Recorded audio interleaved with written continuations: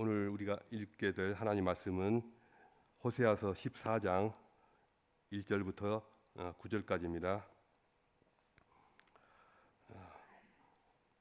호세아서 14장 1절부터 9절까지 함께 읽겠습니다. 이스라엘아, 내 하나님 여호와께로 돌아오라. 내가 불의함으로 말미암아 엎드러졌느니라. 너는 말씀을 가지고 여호와께로 돌아와서 아뢰기를 모든 불의를 제거하시고 선한 바를 받으소서. 우리가 수송아지를 대신하여 입술의 열매를 주께 드리리이다. 우리가 아수르의 구원을 의지하지 아니하며 말을 타지 아니하며 다시는 우리의 손으로 만든 것을 향하여 너희는 우리의 신이라 하지 아니하오리니 이는 고아가 주로 말미암아 긍휼을 얻음이니이다 할지니라. 내가 그들의 반역을 고치고 기쁘게 그들을 사랑하리니 나의 진노가 그에게서 떠났음이니라. 내가 이스라엘에게 이슬과 같으리니 그가 백합화 같이 피겠고 레바논 백향목 같이 뿌리가 박힐 것이라. 그의 가지는 퍼지며 그의 아름다움은 감람나무와 같고 그의 향기는 레바논 백향목 같으리니 그 그늘 아래 거주하는 자가 돌아올지라. 그들은 곡식같이 풍성할 것이며 포도나무같이 꽃이 필 것이며 그 향기는 레바논의 포도주같이 되리라. 에브라임의 말이 내가 다시 우상과 무슨 상관이 있으리요 할지라. 내가 그를 돌아보아 대답하기를 나는 푸른 잣나무 같으니 내가 나로 말미암아 열매를 얻으리라 하리라. 제가 구절을 다시 읽겠습니다. 누가 지혜가 있어 이런 일을 깨달으며 누가 총명이 있어 이런 일을 알겠느냐.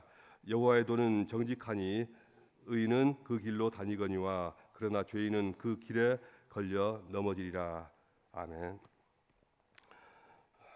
이 본문 말씀을 가지고 새벽 이슬 같으신 하나님이라는 제목으로 함께 은혜 나누고자 합니다. 오늘은 호세아서의 마지막 장입니다. 마지막 장에서 반복적으로 선포되고 있는 말씀이 하나님께로 돌아오라. 너희는 여호와 하나님께로 돌아오라는 이 간절한 부탁의 말씀입니다. 그러나 지금 상황에서 이스라엘이 변화되고 다시 유턴하는 것이 불가능하다는 사실을 하나님은 모르실까요? 하나님은 이미 다 아십니다. 그럼에도 불구하고 이렇게 끊임없이 말씀하시는 이유가 무엇일까요? 이미 심판이 다 확정된 상황에서 저들에게 그 심판의 의미가 무엇인지를 알려주시는 것이고요. 또 더 나아가서 추후에 하나님께서 행하실 일을 나타내시는 것입니다. 하나님은 이스라엘 백성을 위한 당신의 계획을 가지고 계십니다. 그들을 위해서 장차 어떤 일을 행하실 것이며 또 그들에게 하나님이 어떤 하나님이 되실 것이다 라는 그것을 이 말씀으로 미리 보이시는 것입니다. 하나님의 그 계획이 4절부터 8절까지에서 잘 나타납니다. 그들을 백합화처럼 꽃을 피우게 하시겠고 또 장차 레바논의 백향목처럼 뿌리가 깊이 박히고 향기를 흩날리게 하시겠고 또 감람나무같이 아름답게 하시겠고 또 곡식이나 또 여러 포도나무처럼 열매가 많은 열매로 풍성해지게 하시겠고 또 푸른 잣나무처럼 크게 가지가 뻗쳐서 많은 열매가 맺게 하리라는 그러한 주님의 비전이고 또 주님의 계획입니다. 여기서 나타나는 것들이 다 이 식물들 아닙니까? 식물. 여러분이 만약 이스라엘로 성지순례를 가보셨다면 그리고 그 주변 나라들로 여행을 한번 가보셨다면 그 땅 여기저기에서 바로 이 식물들을 보셨을 것입니다. 이것들은 다 그 지역에서 자생하거나 재배되고 있는 나무들, 곡식들 그리고 들꽃들입니다. 이스라엘이 회복되어서 장차 그 땅의 그 다양한 식물들처럼 다채롭고 풍성하고 힘차게 번성하게 될 것을 비전으로 보이고 계십니다. 산과 들에 수없이 널려져 있는 그 나무들, 곡식들, 그 들꽃들처럼 회복된 이스라엘 백성들이 가나안 온 땅에 터를 잡고 꽃을 피우고 향기를 드날리고 풍성한 열매를 맺게 되리라는 것이 바로 하나님의 비전이자 또 하나님의 약속입니다. 그런데 이 모든 것을 가능하게 하시는 그러한 한 가지 존재가 있습니다. 그 문맥적으로 꽃과 또 여러 나무들, 풀들 이런 것들이 다 풍성하게 자라게 하는 그 문맥적으로 가능하게 하는 한 가지 존재가 무엇입니까? 바로 5절에서 볼 수가 있는데요. 내가 이스라엘에게 이슬과 같으리니, 이스라엘에게 이슬과 같으리니, 그래서 이렇게 되리라는 것입니다. 이스라엘 백성들의 삶의 대부분을 차지하고 있는 그 수십 가지, 수백 가지의 나무들, 과일 나무들, 또 곡식들, 들풀들, 또 그걸 먹고 자라는 짐승들, 그것들의 이 성장을 가능하게 하는 것이 바로 그 땅에 내리는 그 이슬이라는 사실, 이슬이 그것들을 다 기르고 성장시킨다는 그 사실을 여러분 알고 계십니까? 여러분도 이른 아침에 풀이나 나뭇잎에 맺혀 있는 이슬방울을 많이 보셨을 것입니다. 오늘 본문에서 하나님은 스스로를 이슬로 비유하십니다. 다른 것도 많은데 왜 하필이면 하나님께서는 스스로를 당신을 이슬로, 새벽 이슬로 비유하실까요? 이슬은 우리 눈에 잘 띄지 않음에도 불구하고 엄청난 영향력을, 우리 생각 이상으로 굉장히 큰 영향력을 가진 그런 것들 중에 하나입니다. 이슬방울은 작고 미세하지만 수많은 동식물들이 생명을 유지하는 데 의외로 큰 도움을 줍니다. 특히나 한국이나 시드니 같은 데서는 이슬이 그다지 중요성을 갖지 못하지만 팔레스타인 땅에서는 전혀 다릅니다. 그 지역은 연평균 강수량이 한국이나 시드니 땅의 3분의 1을 조금 넘어설 정도로 그야말로 이렇게 건조한 땅이 아닙니까? 그 땅에 내리는 그 비가 겨울철 우기에만 집중적으로 비가 옵니다. 반면에 건기에 해당한다고 할 수 있는 4월 중순에서 9월 초순까지는 이 5달 정도 동안은 강수량이 제로에 가깝습니다. 그렇게 오랫동안 5달 동안 이렇게 건조하고 비가 강수량이 제로에 수렴하는 그 기간 동안 산천초목이 다 말라 죽지 않고 그 생명을 유지하는 그 이유가 바로 무엇 때문일까요? 바로 밤에 한밤중에 또 새벽에 맺히는 이슬 때문입니다. 그까지 이슬방울이 무슨 도움이 되겠느냐? 땅을 흠뻑 적시지도 못하고 몇 방울 맺히는 듯 하다가 아침만 되면 금방 다 사라져버리지 않느냐, 이렇게 생각하시겠지만 의외로 큰 도움이 된다고 합니다. 그게 식물의 잎에도 도움이 되고 줄기에도 도움이 되고 심지어 뿌리에도 도움이 된다고 합니다. 심지어 어떤 지역에서는 거기에 내리는 이슬을 다 모으면 거기에 연간 거기에 내리는 그 모든 강수량의 30%까지 차지하는 경우도 있다고 합니다. 그 무시 못하죠. 한낮에 뜨겁게 장렬하는 그 건기의 그 햇빛과 그 고온으로 인해서 수많은 식물들이 고통을 당하다가 이제 밤이 되어서 겨우 좀 숨을 돌리고 한밤중에 이슬방울이 맺히기 시작하고 새벽에 그 이슬방울이 많아지게 되면서 그 이슬방울 덕분에 모든 초목들이 기력을 회복하고 생명을 유지할 수가 있게 됩니다. 그 이슬방울을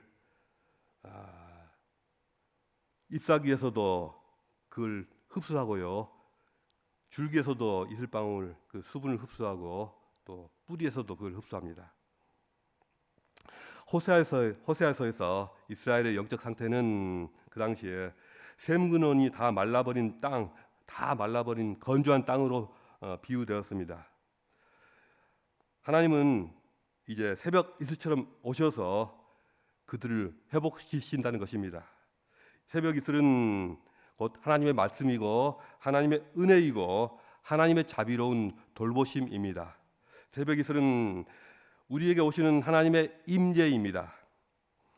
밤마다 이슬이 온 땅에 조용히 내려서 초목에 필요한 수분을 다 공급하듯이 하나님의 말씀과 그분의 은혜는 그 백성들로 하여금 그것을 다 흡수해서 다시 살아나게 하시고 힘차게 피어나게 하십니다. 우리의 삶 속에서 하나님은 이슬처럼 조용히 그러나 확실히 우리의 가슴을 적십니다. 그 은혜를 통해서 우리는 다시 피어나고 뿌리를 깊이 내릴 수 있습니다. 하나님은 이스라엘을 향해서 말씀하셨고 오늘 우리에게도 말씀하십니다. 나는 너희에게 생명을 주는 이슬이 되겠다. 그래서 너희로 하여금 활짝 피어나는 백합화 같이 되게 하겠고 너희로 하여금 깊이 레바논 백향목처럼 깊이 뿌리를 내리게 하겠고 또 들판에 풍성하게 맺혀 있는 곡식처럼 그렇게 되게 하겠고 레바논의 포도나무나 또 레바논의 아람들이 잣나무처럼 풍성하게 많은 열매를 맺게 하겠다. 그렇게 말씀하십니다. 여러분, 밤에 내리는 이슬의 특징이 무엇인지 잘 아실 것입니다. 이슬은 우선 깊은 밤에 조용하게 은밀하게 아무도 모르게 내립니다. 이는 하나님의 임재가 아무 기척도 없이 요란하지도 않고 강압적이도 않게 한 사람의 내면에 한없이 은밀하고 조용하게 그분의 임재가 오시는 것과 같습니다. 나는 그들에게 이슬과 같으리니라고 하신 이 말씀은 조용하고 부드럽고 온화하게 또 은밀하게 또 은혜롭게 은밀하게 오시면서도 또 은혜롭게 임하시는 하나님의 임재를 말합니다. 이슬은 하루 내리다가 그치지 않습니다. 물론 일교차에 따라서 날마다 좀 차이가 있긴 하지만 특히 이스라엘 땅은 근처에 있는 지중해 영향을 받아서 습기를 품고 있기 때문에 거의 밤마다 이슬이 내린다고 합니다. 하나님의 은혜는 이처럼 끊임없이 새롭게 신선하게 우리에게 임합니다. 하나님은 그분의 은혜를 한 번 주고 마는 분이 아니십니다. 하나님의 은혜는 날마다 새롭게 임하시는 은혜입니다. 이것은 하나님의 은혜가 주님의 자비하심이 아침마다 새롭고 또 새롭게 임하는 것입니다. 밤이슬은 특히 맑고 투명한 깨끗한 물방울로서 더럽혀지지 않는 자연의 선물로 우리에게 여겨지고 있습니다. 이 깨끗한 이슬은 먼지와 오염 물질로 더럽혀져 있던 그 잎사귀와 줄기를 깨끗하게 씻어줍니다. 그렇게 잎사귀와 줄기를 깨끗하게 씻어 주어야 그 잎사귀와 줄기가 낮이 되어서 빛을 제대로 받아들일 수 있고 빛이 투과되어서 또 공기를 호흡해서 광합성을 제대로 할 수가 있게 됩니다. 여러분, 어린 나무나 또 풀들이 흙탕물을 뒤집어 쓴 채로 서 있는 것을 본 적 있으십니까? 집에 가서 식물이 있으면 한번 실험을 해 보십시오. 밀가루 같은 걸로 한번 어린 식물 같은 거를 한번 뒤집어 씌워 보십시오. 진흙탕 같은 걸 만들어서 한번 거기에 떡칠을 한번 해 보십시오. 그리고 잘 자라나 안 자라나 한번 보십시오. 어떻게 될까요? 그런 나무나 풀들은 제대로 자라나지를 못합니다. 잎사귀가 또 줄기가 깨끗해져야 숨을 쉬고 또 광합성을 할 게 아닙니까?